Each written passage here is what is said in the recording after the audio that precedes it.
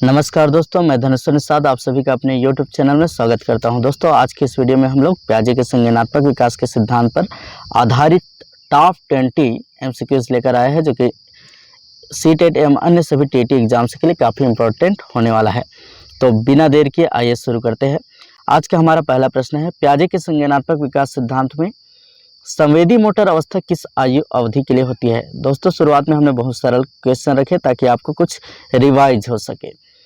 अंत में आपको थोड़ा कॉन्सेप्चुअल क्वेश्चंस मिलेंगे, इसलिए बने रहिए। तो पियाजे के संज्ञानात्मक विकास चरण में 4 अवस्थाएं हैं, जिनमें से पहली अवस्था है संवेदी मोटर अवस्था। इसकी अवधि होती है जन्म से 2 वर्ष। इसकी कुछ विशेषताएं देख लीजिए दोस्तों। संवेदी मोटर अवस्था की विशेषताएं क्या होती है? इस अवस्था में शिशु अपनी इंद्रियों और शारीरिक गतिविधियों के माध्यम से सीखते हैं और आसपास की दुनिया को समझते हैं, ठीक है। और इस समय बच्चे में वस्तु स्थायित्व की समझ विकसित होने लगती है। मतलब वे मानने लगते हैं कि कोई वस्तु तब भी अस्तित्व में रहती है जब वो दिखाई नहीं देती। मतलब अंधेरे में भी किसी चीज़ को छिपा दो तो बच्चा जान जाता है। यही है वस्तु स्थायित्व का गुण। अगला प्रश्न देखते हैं, पियाजे के सिद्धांत में पूर्व संक्रियात्मक अवस्था किस आयु वर्ग को कवर करती है? तो दूसरी अवस्था है पूर्व संक्रियात्मक अवस्था। ये होती है 2 से 7 वर्ष। पूर्व संक्रियात्मक अवस्था के बारे में कुछ चीज़ें जान लीजिए कि इस दौरान बच्चे प्रतीकात्मक खेल खेलते हैं। मतलब कल्पना में खेल खेलते हैं, जैसे कल्पना में घर बनाना, ठीक है। और उसमें उनकी तर्कशीलता सीमित होती है और आत्म केंद्रित सोच रखते हैं। मतलब वे अपने अनुसार ही रहना पसंद करते हैं और अपने सोच को ही सही मानते हैं, ठीक है। दूसरे के अनुसार सोच नहीं पाते। अगला प्रश्न देखते हैं, पियाजे के मूर्त संक्रियात्मक अवस्था में बच्चे आमतौर पर किस आयु सीमा में रहते हैं? तो ये तीसरी अवस्था है मूर्त संक्रियात्मक अवस्था। इसकी अवधि क्या होती है? 7 से 11 वर्ष। थोड़ा सा इसके बारे में भी जान लीजिए दोस्तों। इस चरण में बच्चे ठोस वस्तुओं के बारे में तार्किक सोचने लगते हैं। वे संरक्षण जैसी अवधारणाएं समझने लगते हैं मूर्त संक्रियात्मक अवस्था में। मतलब पानी को एक उपकरण से दूसरे उपकरण में डालने पर मात्रा बदलती नहीं है, इसकी समझ उसमें आ जाती है।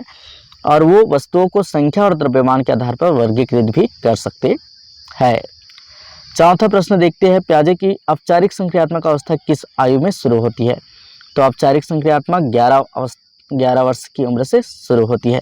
इसके बारे में भी थोड़ा सा जान लीजिए कि इस चरण में बच्चा अमूर्त और परिकल्पनात्मक सोच विकसित करता है और जटिल वैज्ञानिक तर्क शक्ति का उपयोग कर सकता है।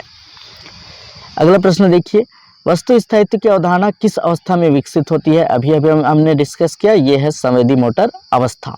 तो सही आंसर क्या है इसका? ए।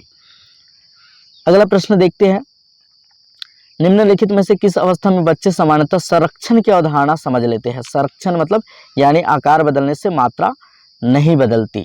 तो इसको हमने अभी डिस्कस किया, मूर्त संक्रियात्मक अवस्था, ठीक है।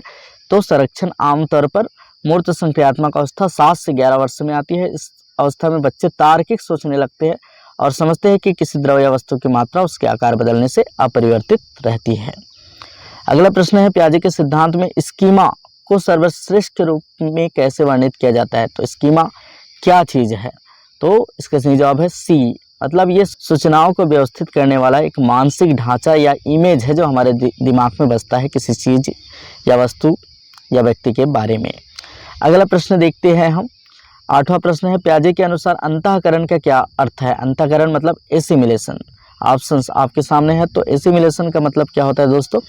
नई जानकारी को मौजूदा मानसिक रूपरेखा में शामिल करना। तो कोई नई जानकारी मिल रही है, उसको पहले से जो अवधारणा हमारे मन में है या दिमाग में है उस पर शामिल करना। जैसे पहली बार बिल्ली को देखकर कोई बच्चा कुत्ता कह देता है, यही है एसिमिलेशन। मतलब पुराने ढांचा में नई जानकारी को शामिल करना। अगला प्रश्न देखते हैं हम। 9वां प्रश्न है, पियाजे के सिद्धांत में विसरण किसे कहते हैं या अकोमोडेशन किसे कहते हैं? ऑप्शंस आपके सामने हैं। तो इसका सही जवाब है दोस्तों, नई जानकारी के अनुसार मौजूदा रूपरेखा को बदलना, ठीक है। तो नई जानकारी के अनुसार मौजूदा जो रूपरेखा बना हुआ है उसको चेंज करना कि बिल्ली अलग है, कुत्ता अलग है, इस तरह से वो समझने लगता है, वही है अकोमोडेशन, ठीक है। 10वां प्रश्न देखते हैं, यदि एक बच्चा सभी चौपायों को कुत्ता कहते हैं तो ये किस प्रक्रिया का उदाहरण है? तो सभी 4 पैर वाले को कुत्ता कह रहा है, ठीक है। तो ये किस चीज़ का है? तो अभी हमने डिस्कस किया, ये है अंतःकरण या एसिमिलेशन, ठीक है। अगला प्रश्न देखते हैं हम, पियाजे की थ्योरी में केंद्रिता को सबसे अच्छी तरह कैसे वर्णित किया जा सकता है?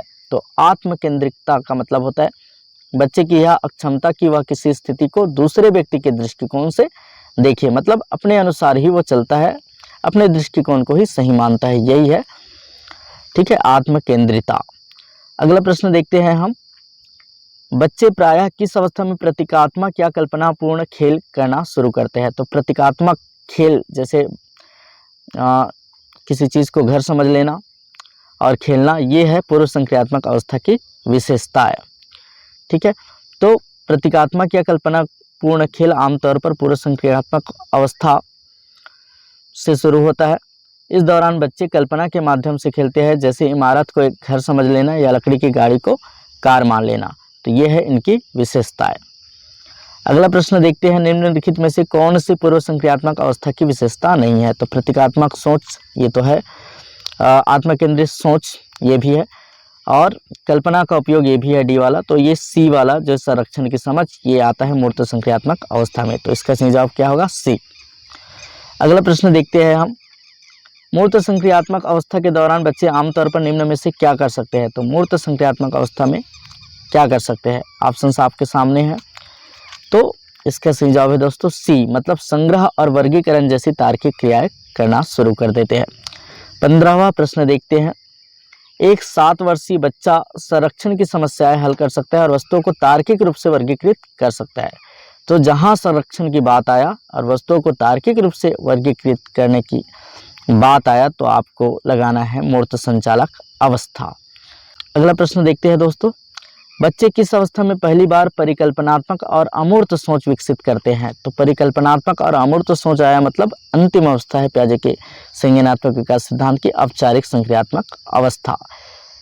अगला प्रश्न देखते हैं, पियाजे की प्रक्रिया में से कौन सी प्रक्रिया मौजूदा मानसिक रूपरेखा को बदलने की होती है ताकि नई जानकारी उसमें समा सके? तो पहले से जो कॉन्सेप्ट या इमेज बना है उसको बदलने की होती है ताकि नई जानकारी उसमें समा सके, तो उसे क्या चीज कहेंगे? तो हम उसको कहेंगे अनुकूलन या अकोमोडेशन, ठीक है।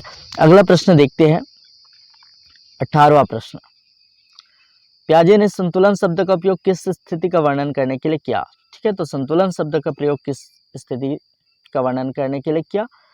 तो ऑप्शंस आपके सामने है, देखिए, अंतःकरण और अनुकूलन, इन दोनों के बीच संतुलन की स्थिति को कहते हैं, मतलब नई जानकारी को शामिल कर रहे हैं और उसमें संशोधन कर रहे हैं आवश्यकता अनुसार, यही है संतुलन, ठीक है। तो किसके किसके बीच जो है बैलेंस है? अंतःकरण और अनुकूलन, ठीक है, मतलब एसिमिलेशन और अकोमोडेशन के बीच संतुलन की स्थिति को कहते हैं संतुलन, ठीक है।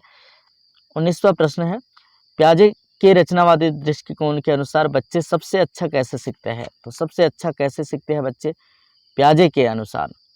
तो इसका सही जवाब है सी, मतलब अपने स्वयं के ज्ञान का सक्रिय रूप से निर्माण करके सीखते हैं। पियाजे ने कहा है कि बच्चा जो है सीखने के सक्रिय निर्माता होते हैं, ठीक है, ज्ञान के सक्रिय निर्माता होते हैं।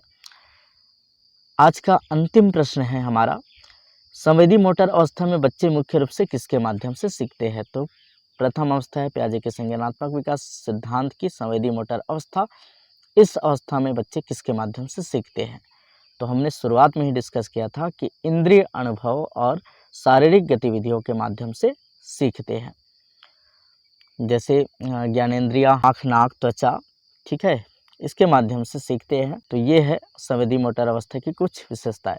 तो इस प्रकार दोस्तों आज के इस वीडियो में हमने पियाजे के संज्ञानात्मक विकास के सिद्धांत पर आधारित टॉप 20 क्वेश्चंस को कवर किया। इसी तरह के और वीडियो पाने के लिए आप हमारे चैनल को सब्सक्राइब करना ना भूलें। Thanks for watching.